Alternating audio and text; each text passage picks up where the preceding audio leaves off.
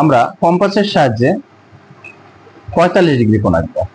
দেখো একটা যে কোনো একটা বসিয়ে দিলাম।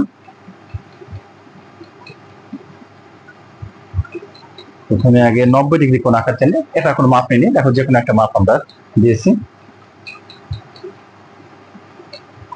তুললাম, দেখো কোনো মাপ নাই, হ্যাঁ একটাই মাপ আমরা দিই। প্রথমে আগে 90 ডিগ্রি কোণ আঁকিয়ে নিতে হবে। 45 ডিগ্রি কোণ আঁকতে হলে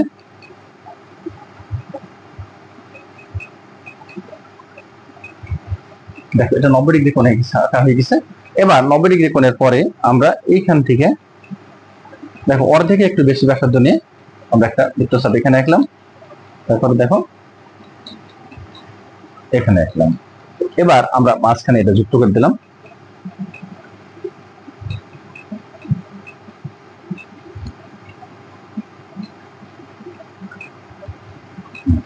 এই যে এটা 45 ডিগ্রি কোণ, এটাও 45 ডিগ্রি।